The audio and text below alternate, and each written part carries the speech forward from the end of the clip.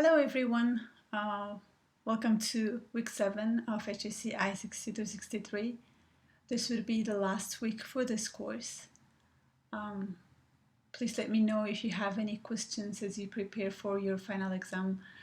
You guys are doing a wonderful job in your assignments, and I hope completion of this course is going to help you become an informed user and consumer of statistics.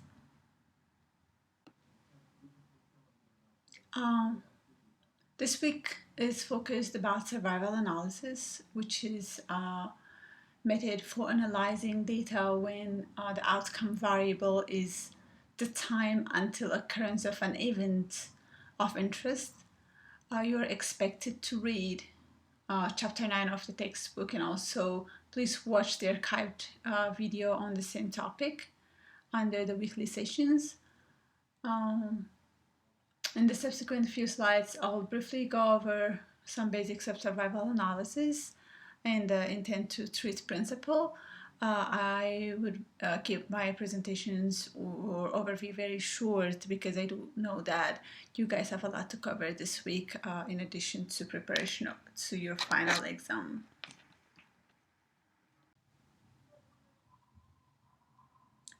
Time to event analysis are one of the most commonly used techniques to analyze clinical trial data. Survival analysis is a necessary tool to analyze the time to occurrence of an event of interest, which can be either adverse, or it could be positive, or it could be neutral. Analysis of survival data requires special techniques because the event of interest does not necessarily occur for all the subjects before the end of the study. Survival methodology has the advantage of being able to use all available data to estimate survival probability, including the data derived from the patients who did not experience the event. The events include death, time to death analysis, or wound healing and a time to healing analysis, or it could be hospital stay, or it could be injury, or it could be onset or recovery from illness. So now, some of you may be thinking, we've been looking at inferences for continuous variables, also inferences for categorical variables, and also for ordinal variables, and you may be wondering what is so different about survival analysis. So for the sake of discussion, let us consider a randomized clinical trial by a company that has a wound healing product, say product X. And let's say this treatment is for healing diabetic foot ulcers. The subjects in the clinical trial are randomized in a 1-to-1 ratio to the standard of care and also to the treatment X that's for this company. And once the study is completed, upon data analysis, we may find out that the difference in proportion of healing between the two groups, meaning the proportion of healing for the standard of care compared to the proportion of healing for the subjects treated by treatment X, may not be statistically significantly different using a chi-square test or a logistic regression. Similarly, the difference in the mean days to healing between the two groups may not be statistically significant. Using mean-based analysis like t-test or ANOVA or any other test that could be used for comparing two means. However, we may observe a statistically significant difference between the two groups when comparing them using survival analysis. that takes into account the time and also the occurrence of the event. So the key thing about survival analysis is it combines the concepts of the time and also the difference between the proportions. So when comparing the mean time to event between groups using t-test or any linear regression or mean-based methods, we ignored censored values. I will explain censored in a little bit. And when comparing the proportion of events between the groups using risk ratios or odds ratios or logistic regression, we ignore the time.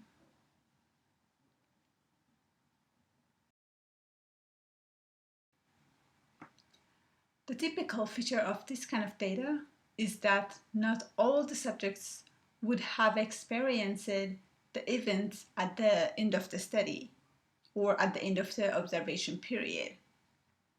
This is what we call censoring.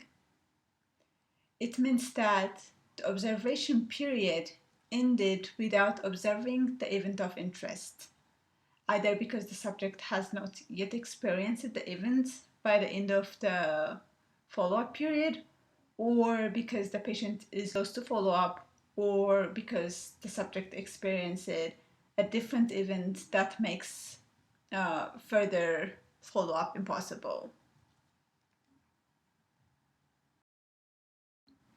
The hypothesis to be tested in a time-to-event analysis is as shown in the slide.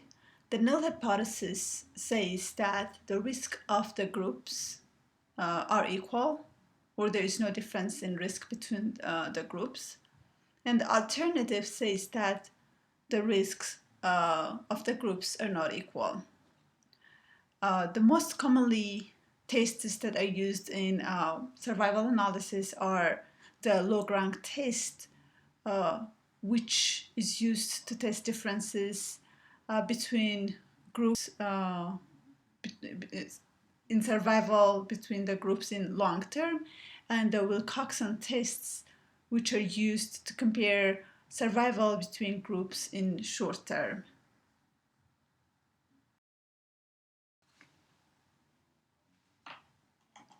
Survival data are described in terms of two probabilities: survival probability and hazard probability.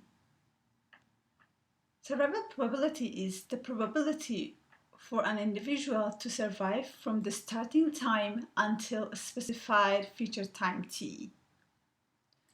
To estimate the proportion of subjects surviving at a given time point, the Kaplan-Meier method, which is also called the product limit estimator, is most commonly used. This method allows to deal with censored information.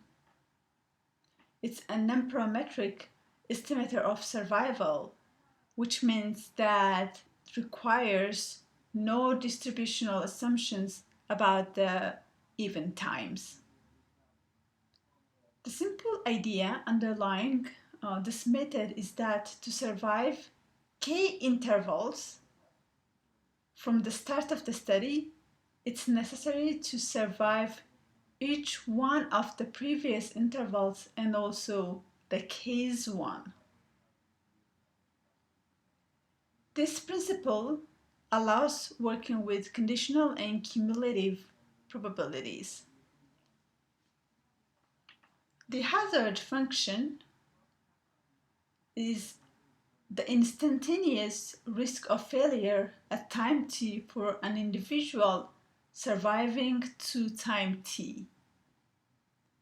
Hazard is the rate at which events happen, so that the probability of an event happening in a short time interval is the length of the time multiplied by the hazard. Although the hazard may vary with time, the assumption in our proportional hazards model for survival analysis is that the hazard in one group is a constant proportion of the hazard in the other group.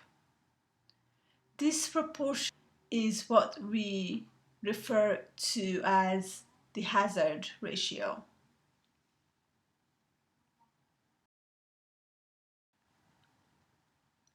Here is an example of a Kaplan-Meier survival plot or a Kaplan-Meier curve. The y-axis denotes the percentage of subjects who have survived or who did not meet the event. And the x-axis denotes the time. In this figure, the time is months, but it could be days or it could be years or whatever time that we're interested in. The little circles in this figure show when someone was censored, and the steps show when an event has occurred. In this figure, both the curves, the red and the blue, end with the censor data point. It's possible that the study ended at this point and any remaining subjects did not, who have not died, are classified as censored.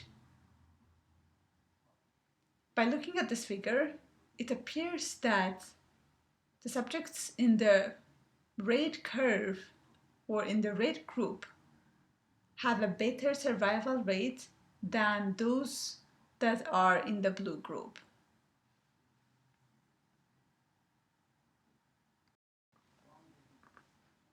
And now, before I complete the overview for this week, I'd like to quickly talk about intent to treat.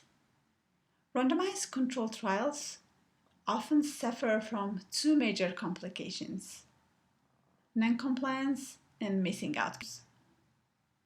One potential solution to this problem is a statistical concept called intent to treat or ITT analysis.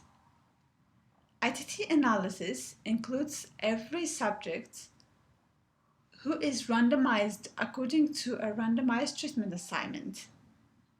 It ignores non-compliance or protocol deviations or withdrawals or anything that happens after randomization. ITT analysis maintains prognostic balance generated from the original random treatment allocation. In the ITT analysis, estimate of the treatment effect is generally very conservative. A better application of ITT approach is possible if complete outcome data are available for all randomized subjects. Another commonly used analysis population that's commonly used for supportive analysis is a per protocol analysis. A per protocol population is defined as a subset of ITT population who completed the study without any major protocol violations. So ITT analysis avoids over-optimistic estimates of efficacy of an intervention resulting from removal of non-compliers by accepting that non-compliance and protocol deviations are likely to occur in real life or actual clinical practice. So for those of you who are in the clinical research field, you would commonly hear about ITT and per protocol analysis populations. So just be aware of them. This will be the end of the course. I wish you all the best and good luck on your final exam.